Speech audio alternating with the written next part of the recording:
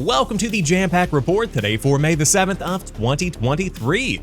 My name is Samuel Adams, and on today's show we are talking about some big comments from Phil Spencer on the importance of building good games and the potential that even those might not turn around a console generation and help the Xbox Series X and S outsell the PS5 or the Nintendo Switch.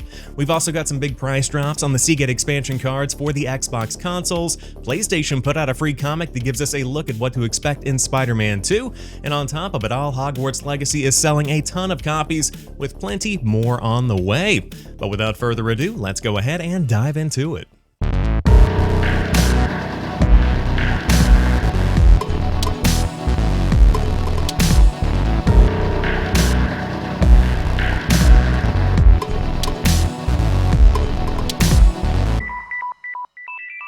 Starting off today's show, let's talk about the biggest story of the week, and it comes from Phil Spencer's interview on the Kinda Funny XCast. And if you have not had a chance to go check out this episode of the show, I cannot recommend enough that you do. It's about 40 minutes long, and it's very transparent. Phil is very upfront about the reactions to Redfall, the disappointment in the CMA's decision to block the Activision Blizzard acquisition, and he's just a very down-to-earth guy in this episode of the show.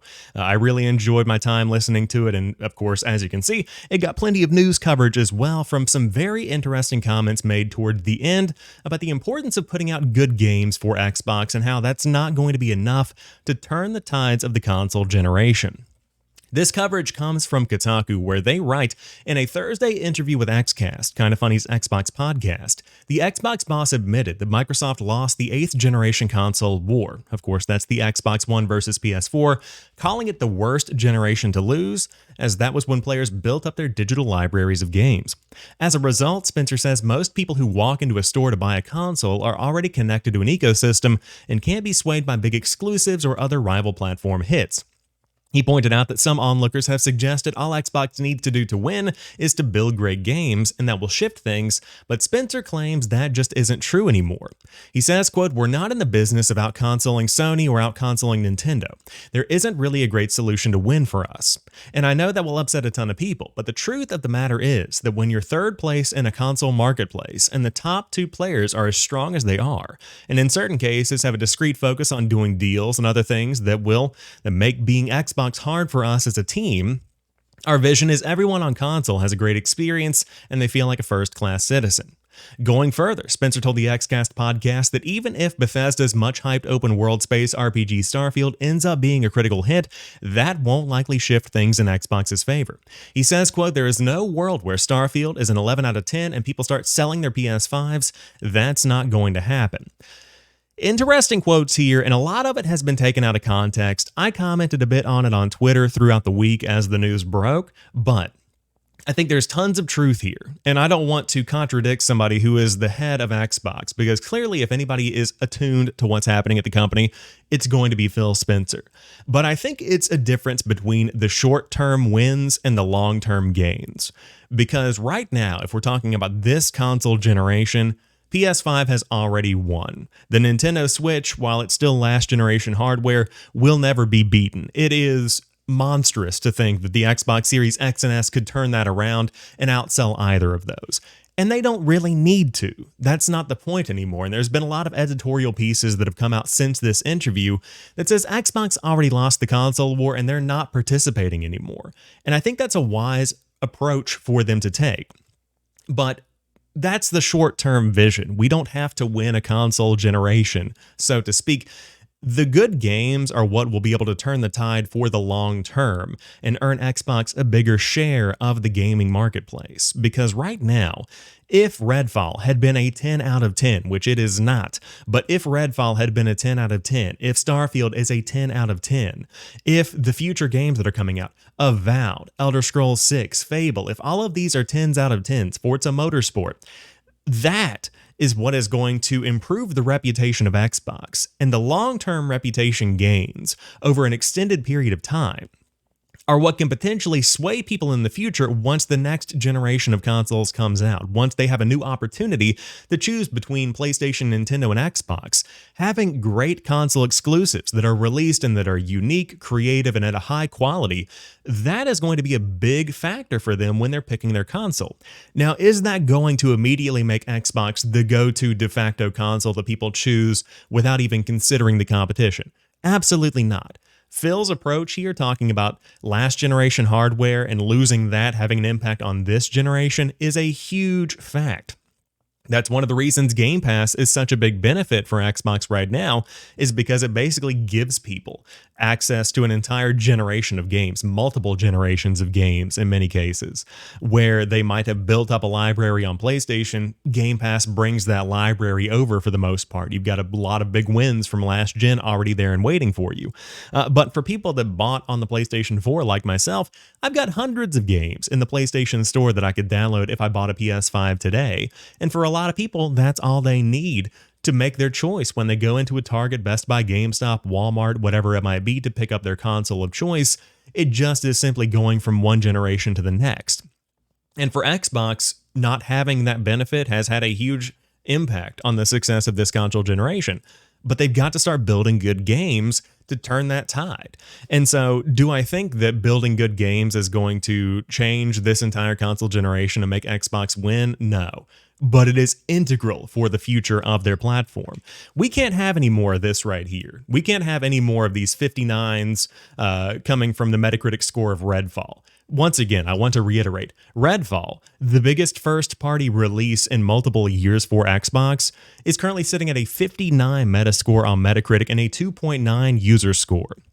Now, I don't put much credence or much value in the user score because that's just a whole bunch of angry gamers coming to bomb it. If you go down, you can see a lot of zeros. In no world is Redfall a zero. A 59, however, from 55 critics on the Xbox Series X version of the game feels very valid. That feels very accurate, because diving in, you compare first parties, no matter how big the studios might be, to each other. So, unfortunately, Arcane Austin and the fact that Redfall is a premier Xbox release of summer 2023, that is going to be compared with Sony bringing God of War, Spider-Man, Ratchet and Clank, all of their big exclusives. They are going to be compared in the public eye. This isn't going to sell consoles. This isn't going to win people over when they go to a store to pick up a new Xbox or a new PlayStation or a new Switch. We can't have any more of this. We've got to put polish on it. We've got to get it out the door in a way that is engaging for people, build games that are fun to play. Redfall just is not that. There is fun to be had, but it's not going to turn the tides. It is not going to win people over, and that's exactly what they need. And Phil Spencer acknowledged this. People started talking about his commentary on the XCast, and Modern Vintage Gamer over on Twitter said, "I don't think Xbox needs to build great games to win the console race.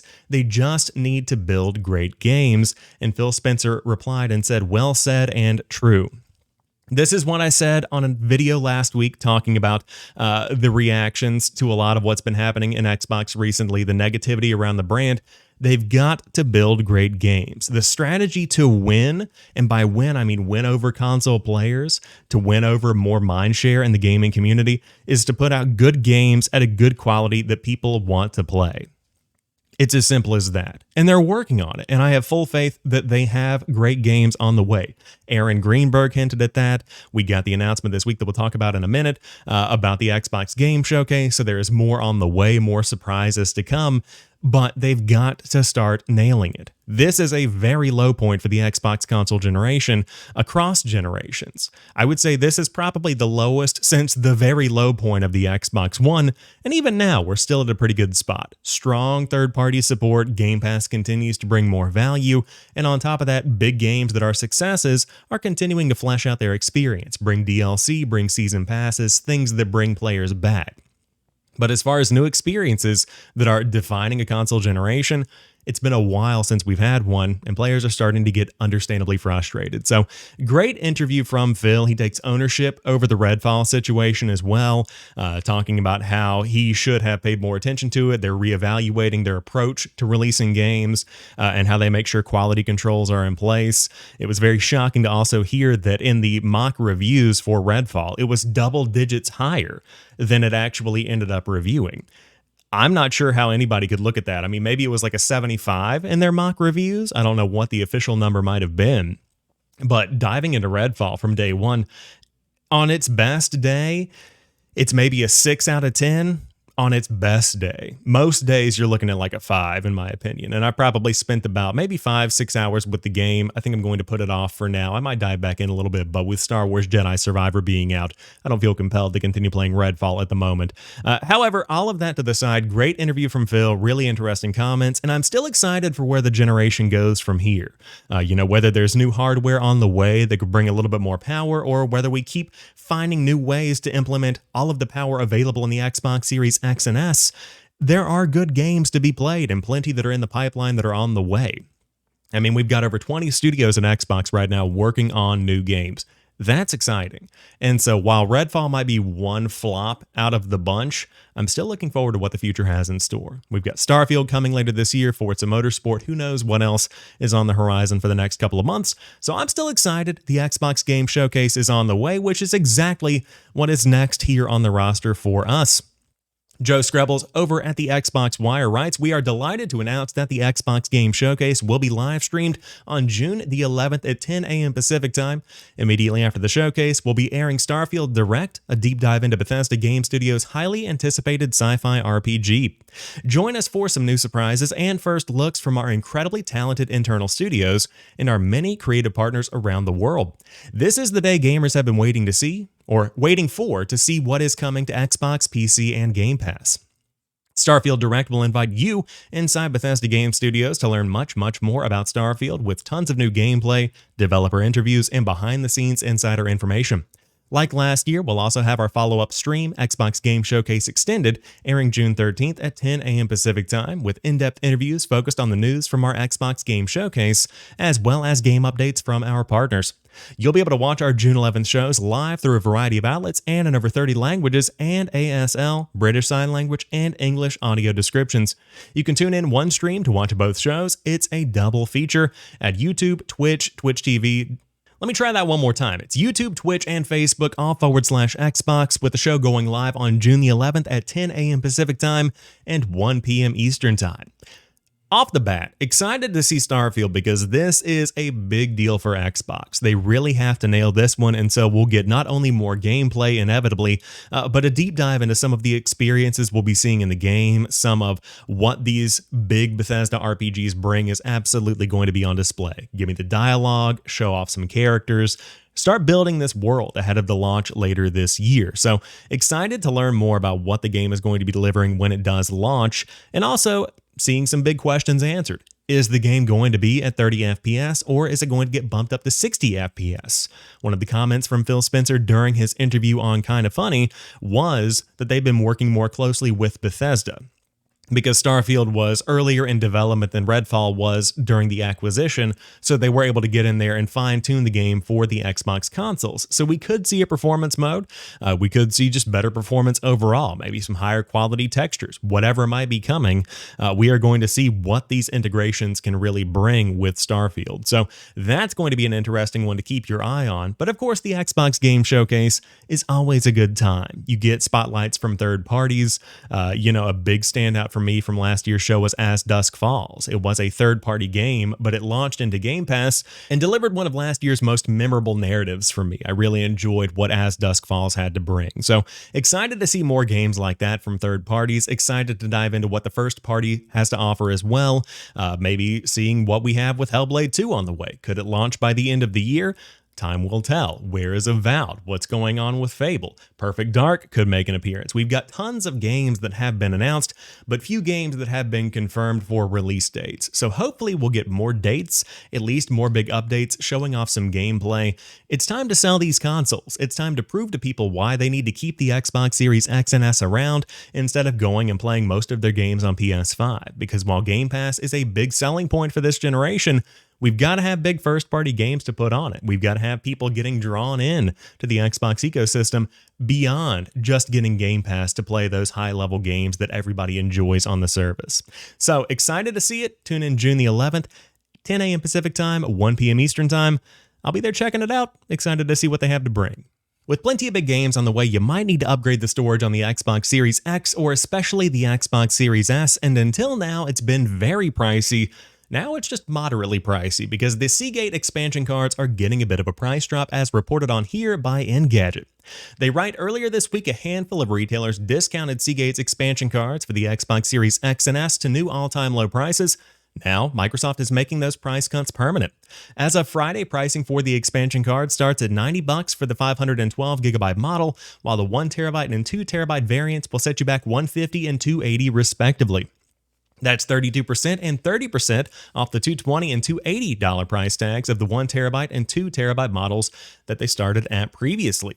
So all things considered, the one that I have, the 1TB, was $220, now down to $150. In comparison to the SSDs you can buy and install in the PlayStation 5, still pretty pricey. $150 is much more reasonable. Generally speaking, you can probably find like a 1TB SSD. Depending on which one you get, the ones that are compatible with the PS5 typically can be a little bit more expensive than the older SSDs that might run at the same kind of speeds, but either way, you're probably looking at between $100 and $130. So this is still a little bit more expensive, but it does get it down to those points where it is a little bit more comparable because $220 for 1TB of storage is ridiculous in a world where SSDs that I throw into my PC probably cost like $90. Where I generally would find like a content SSD for me that I store podcasts and things on. So this is a big move in the right direction. These are becoming more and more necessary for people that are playing a ton of different games. Now, if you're somebody who has an Xbox Series S, in my opinion, the best way to use that system, if you aren't juggling a ton of different games at once, is to pick one game, play through it, uninstall it, keep on going to the next thing, especially if you use it as a Game Pass machine. But my Xbox Series X with 1TB of memory, it needed that 2TB pretty much right out of the gate because today's games are coming in at 150, coming up on 200 gigs of memory. So you really should have a little bit of extra space here. And this is the easiest storage solution to date. Now, of course, Western Digital is also entering the market. We talked about that a couple of weeks ago on, I believe, the return episode of the Jampack report. But with this is the old long-standing solution for Xbox Series X storage, so they have to maintain that competitive nature with Western Digital. So to see them drop these prices is absolutely a result of that, and this is the beauty of competition. This is capitalism at work, my friends. You dive in, you figure out which one you want, and you buy it, and it's up to these big mega corporations to compete for your dollar, and that's exactly what's happening here. But you also might have some PC games to play. You also might be installing some games on your PC SSD, and if you do, you might have Game Pass. And if you have Game Pass, you can share it with other people easier than ever, because Microsoft's new Xbox Game Pass referral program lets you invite PC friends to try Xbox Game Pass with 14 days of free access to the service for up to 5 of your friends. Man, imagine having 5 friends. Anyways, over at The Verge, they write, Microsoft is launching a new Xbox Game Pass friend referral program that lets you invite friends to try out PC Game Pass. Their friend referral offer is available for Xbox Game Pass Ultimate and PC Game Pass members to invite up to 5 friends for free 14-day trials of PC Game Pass. The friend referral invitations are available on the Game Pass home screen and are only available to be sent to friends who are new to Game Pass. Microsoft is launching this offer just as Redfall debuts on Xbox and PC, allowing Game Pass members to get friends playing the co-op vampire shooter.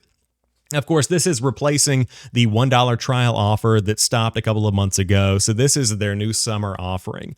And I think this is an incredibly smart decision because of games like Redfall, although it may not be the best example right now, but games like Back for Blood, for example, that are best played cooperatively. Even looking at the ones they have featured here on this graphic, you've got Redfall, you've got Sea of Thieves, that's another very social game, Grounded, Minecraft Legends. These are all games that are played best with friends. And so you can explore these single experiences like your Forza Horizon 5s, which is primarily a single player kind of game, Wolong Fallen Dynasty, Hi-Fi Rush, Star Wars Jedi Fallen Order, games like that. But bringing up to 5 friends into the mix can give you more people to experience that co-op nature of Game Pass with, to dive into multiplayer experiences alongside. And so I think this is a smart way to do it. It shows the fun that can be had on PC once you install and start playing with Game Pass.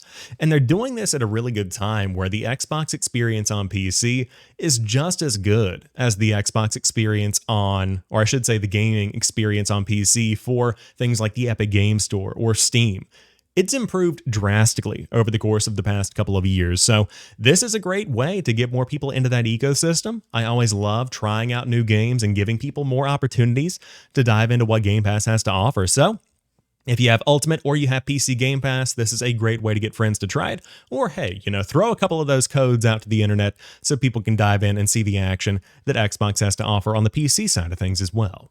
Jumping on over to IGN, Hogwarts Legacy has now made over $1 billion and sold over 15 million copies. This news comes from the Warner Brothers Discovery earnings call where they dig into the numbers, and the craziest part about this is that it just launched on the PlayStation 4 and the Xbox One last week. These numbers don't even account for that. We're talking about $1 billion on current generation hardware that still has a relatively low buy-in compared to PlayStation 4 especially, and the Xbox One. But not only that, the game just launched on the PlayStation 4 and Xbox One last week. It's still coming to Nintendo Switch later this summer. That is going to drive a ton of revenue. We're talking about massive numbers that could potentially even dwarf this $1 billion. And Sony's been doing a big marketing push. Of course, they have the big marketing rights for Hogwarts Legacy, but they have been continuing to talk about the PlayStation 4 version of the game, especially on TikTok. I've been getting a lot of ads over there. And the Switch version inevitably is going to do some big numbers as well, because Harry Potter, Hogwarts Legacy, whatever you want to call it, is very, very popular in 2023 with all the recent movies, the TV series that's on the way. Plenty of people still care deeply about this world. And so this is generating a ton of cash to no one's shock. So this is just going to go up and up from here, but $1 billion is certainly nothing to shake a stick at. And in fact, this is the $5th billion-dollar gaming franchise for Warner Bros., putting Harry Potter / Hogwarts alongside the likes of Lord of the Rings, Lego, DC, and Mortal Kombat. Those are the top 5 franchises, all of which have earned over $1 billion for the company. So some massive numbers there. And I think between the last generation and the Switch version of this game, you could potentially be seeing maybe doubling that. I don't think it's worth, writing that off that early. I think that's incredibly possible. So time will tell. But that's not the only big billion-dollar franchise that's putting out something big this year. We are talking about Marvel's Spider-Man 2. Now, of course, I'm talking about Spider-Man as a whole. The gaming side of things has not generated $1 billion yet. But Spider-Man is an incredibly popular game on the PlayStation side of things.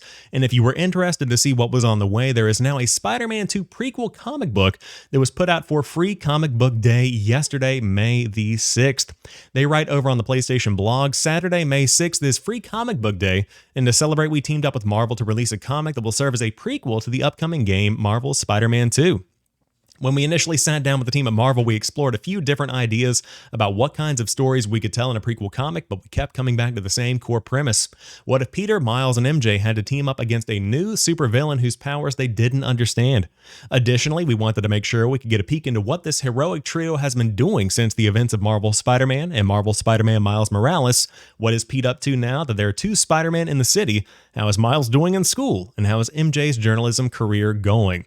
So here's a quick look at the cover if you do want to check that out. Again, I'm sure you can find scans online, and it was Free Comic Book Day, so swing by. They probably have a couple of extras laying around if they did do these in print. But I love this kind of marketing material because it does give you not only context as to what's going on in the world, but a cool little takeaway, something cool to throw up on the shelf or keep in your digital library. So I like seeing comic books like this, and I'm excited to see what Spider-Man 2 brings to the table later this year.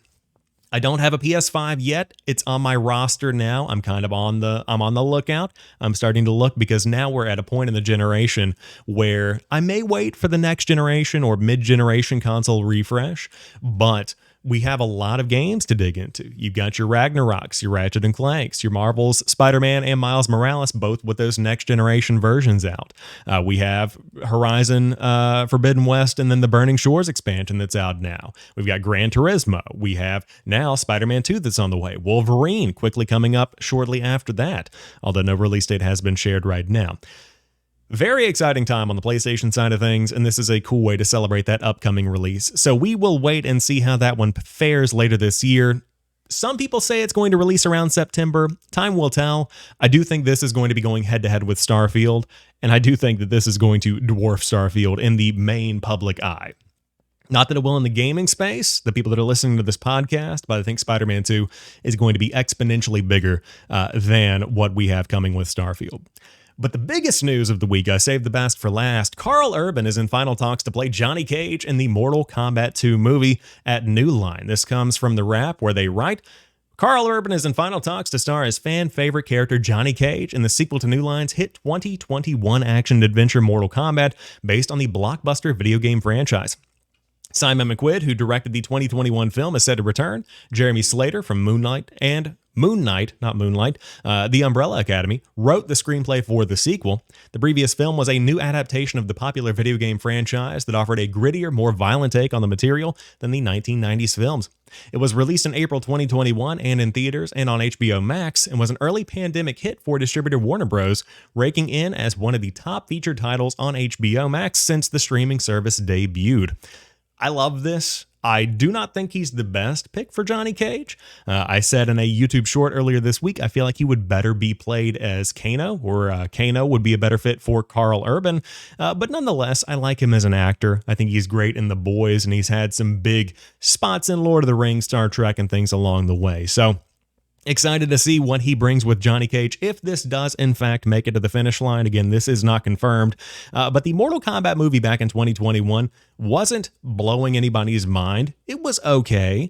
I watched it whenever it debuted, and I thought that it was pretty good. I would probably give it like a 7 out of 10, so we'll see where they go with Mortal Kombat 2. Of course, plenty of other characters you can dig into, and the real draw of the film itself is about all of the gore, the grittiness, the kills, the fatalities, much like the games themselves. The story of Mortal Kombat is interesting, and there is a new game on the way. There was a bit of a tease put out by Ed Boon a couple of weeks ago, but this is going to drive that hype even higher for the franchise as more and more people kind of get involved in that Mortal Kombat universe. So excited to see what Karl Urban brings, and overall just love seeing more and more games get the spotlight outside of the gaming screen and on the big screen, or even the silver screen on the TV side of things, with a God of War series on the way, Last of Us killing it on HBO. Lots of good things to celebrate here. So Karl Urban, if you do accept the role, best of luck to you. Excited to check it out for myself. But that wraps up this week's episode of the Jampack Report. If you enjoy the show and you're new here, be sure to hit that subscribe button on YouTube, add the show to your podcast feed of choice, and get it delivered right to you every single Sunday at 10 a.m. Eastern Time. There's always some good conversations to be had. But until next week, you guys have a fantastic one, and as always, keep on playing.